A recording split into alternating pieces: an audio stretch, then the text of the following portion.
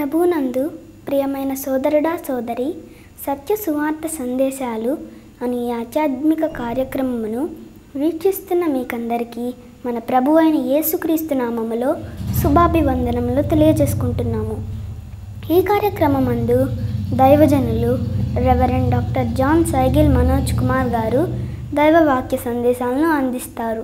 ప్రభునందు ప్రియమైనటువంటి సోదరుడా సోదరి, నేటి మన ధ్యానము నిమిత్తమై బైబిల్ గ్రంథములో నుండి ఆదికాండ గ్రంథము 1వ అధ్యాయము 31వ వచనాన్ని, అదే రీతిగా ఆదికాండ గ్రంథము 6వ అధ్యాయము 6వ వచనాన్ని చదువుకొని ధ్యానములోనికి వెళదాం.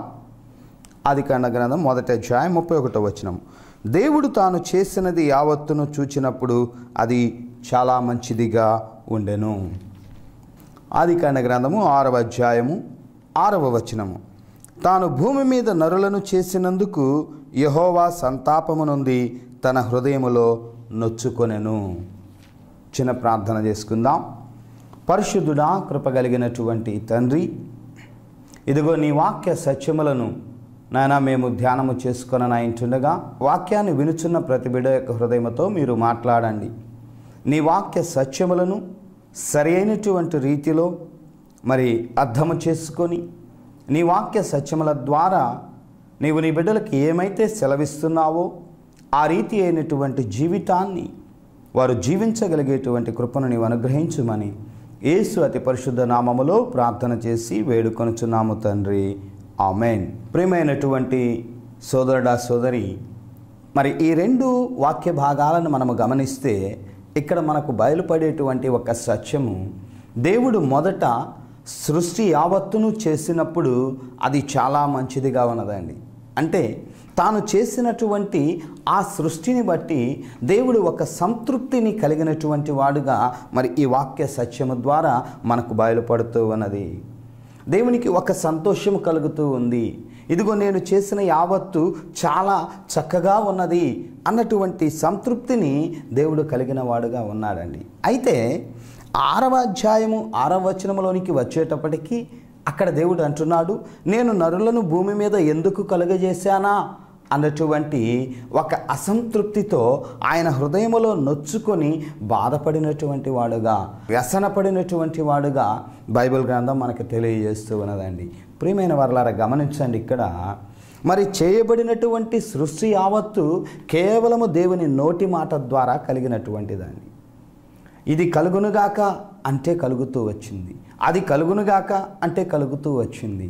కానీ మానవుని విషయంలో మాత్రము దేవుడు ఒక ప్రత్యేకమైన శ్రద్ధను చూపించాడండి. ఇక్కడ ఆయన ఏం చేస్తూ ఉన్నాడంటే, మరి నేల మంటిని తీసుకొని తన స్వహస్తములతో తన రూపములో తన పోలిక చొప్పున నరుని చక్కగా ఆయన నిర్మించి వాని నాసికా రంధ్రముల గుండా తన జీవవాయువును ఊది నరుని తయారు చేస్తూ ఉన్నాడండి. కాబట్టి ఇక్కడ గమనించాల్సినటువంటి ఆ ఒక్క వ్యత్యాసం ఏమిటంటే, సృష్టిలోనేటువంటి సర్వజీవులు కేవలము నోటి మాట ద్వారా కలుగగా, మానవుడు లేక నరుడు దేవుని యొక్క చేతి పని అయిన వాడండి. ఆయన కష్టపడి మరి చక్కగా దేవుని చేతితో మలచబడినటువంటి వాడు, దేవుని యొక్క ఊపిరిని తనలో కలిగినటువంటి వాడుగా ఉన్నాడు. అయితే ఇక్కడ దేవుడు అంటున్నాడండి, నోటి మాట ద్వారా కలిగినటువంటి యావత్తు మంచిదిగా ఉన్నది, కానీ చేతి పనిగా కష్టపడి ఇదిగో శ్రమపడి ఒక ఆలోచనతో ఒక ప్రణాళికాబద్ధముగా నేను తయారు చేసినటువంటి మానవుని ఎందుకు చేశానా, ఈ భూమి మీద నరులను తాను ఎందుకు కలుగజేశాడని ఆయన హృదయములో నొచ్చుకొని సంతాపపడుతూ ఉన్నాడు అని బైబిల్ గ్రంథంలో మనం చదువుతూ ఉన్నామండి. ఇది ఎంత దౌర్భాగ్యమైనటువంటి విషయమో మనము జ్ఞాపకం చేసుకోవాలండి. దేవుడు ఈ దినాన నన్ను ఆయన పోలికలో సృష్టించి ఆయన వలె మనం ఈ లోకములో జీవించాలని దేవుడు ఆశిస్తే మనమేం చేస్తూ ఉన్నామంటే, దేవునికి సంతోషాన్ని కలిగించేది కాకుండా దేవునికి వ్యసనమును కలిగిస్తూ ఉన్నామండి. దేవునికి సంతాపము కలుగజేసేటువంటి వారముగా ఉన్నాము. కాబట్టి ఈ దినాన మనల్ని మనము ప్రశ్నించుకొనబద్ధులముగా ఉంటున్నామండి. మరి దేవుడు సంతృప్తి పడేటువంటి రీతిలో సృష్టి ఎందుకు ఉన్నది? బైబిల్ గ్రంథంలో ఉన్నటువంటి కొన్ని మాటల ఆధారముగా దేవుడు తాను చేసిన యావత్తు మంచిదిగా ఉన్నదని ఎలా గుర్తిస్తూ ఉన్నాడో, ఎలా ఆయన చెప్పగలుగుతూ ఉన్నాడో మరి బైబిల్ ఆధారాలని కొన్నిటిని గమనిద్దామండి. మొట్టమొదటిగా ఆదికాండ గ్రంథము 1వ అధ్యాయము 24, 25 వచనాలు మనము చదివినట్లయితే చూడండి. దేవుడు వాటి జాతి ప్రకారము జీవము గల వాటిని, అనగా వాటి జాతి ప్రకారము పశువులను, పురుగులను, అడవి జంతువులను భూమి పుట్టించును గాక అని పలికెను. ఆ ప్రకారమే ఆయను. దేవుడు ఆయా జాతుల ప్రకారము అడవి జంతువులను, ఆయా జాతుల ప్రకారము పశువులను, ఆయా జాతుల ప్రకారము నేలను పాకు ప్రతి పురుగును చేసెను. ఏమంటున్నాడండి ఇక్కడ? ఈ 24వ వచనములో 25వ వచనంలో మనకు బయలుపడుచున్నటువంటి సత్యం ఏమిటట? దేవుడు పలికిన వెంటనే భూమి ఈ యొక్క జీవరాశులన్నిటినీ తనలో నుంచి పుట్టిస్తూ ఉన్నది. అంటే ఇక్కడ భూమి దేవుని మాటను ఆలకిస్తూ ఉన్నదండి. దేవుడు తనకు అప్పగించిన పనిని అది సక్రమంగా నెరవేర్చినటువంటిదిగా ఉన్నది. రెండవదిగా ఆదికాండ గ్రంథములోని 2వ అధ్యాయము 19వ వచనంలో మనము చూస్తే గమనిద్దామండి. దేవుడైన యెహోవా ప్రతి భూజంతువును, ప్రతి ఆకాశ పక్షిని నేల నుండి నిర్మించి ఆదాము వాటికి ఏ పేరు పెట్టునో చూచుటకు అతని యొద్దకు వాటిని రప్పించెను. జీవము గల ప్రతిదానికి ఆదాము ఏ పేరు పెట్టెనో ఆ పేరు దానికి కలిగెను.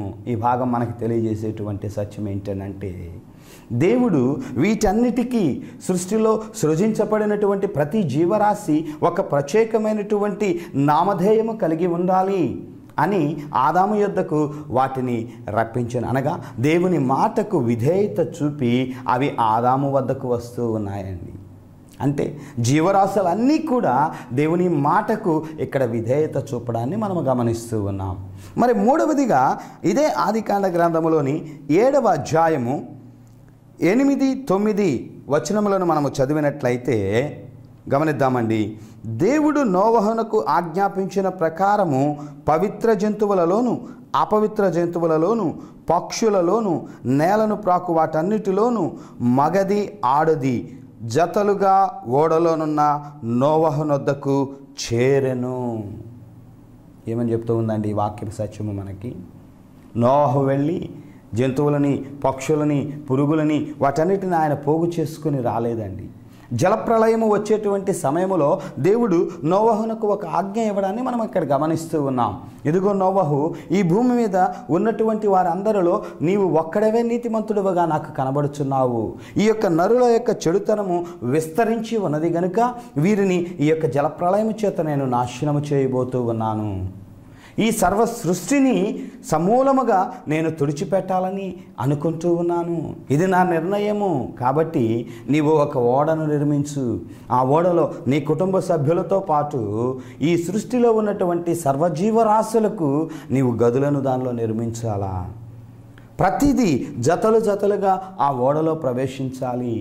నోవహునకు దేవుడు చెప్పినటువంటి ఈ మాటను బట్టి మరి నోవహు ఆయన ఓడను తయారు చేసినప్పుడు ఆ ఓడలోనికి ఆయన ప్రవేశించేటువంటి సమయములో మరి దేవుని ఆజ్ఞ ప్రకారముగా ఎక్కడెక్కడున్నాయోనండి, మరి ఈ జంతువులు ఎక్కడున్నాయో, ఈ పురుగులు ఎక్కడున్నాయో, మరి రకరకాలైనటువంటి పక్షులు ఎక్కడున్నాయో, ఇవి అన్నీ కూడా జతలుగా నోవహు ఓడ యొద్దకి చేరెను రాయబడి ఉన్నదండి. అంటే దేవుని యొక్క ఆలోచనకు విలువనిచ్చి, దేవుని యొక్క మాటకు విధేయత చూపి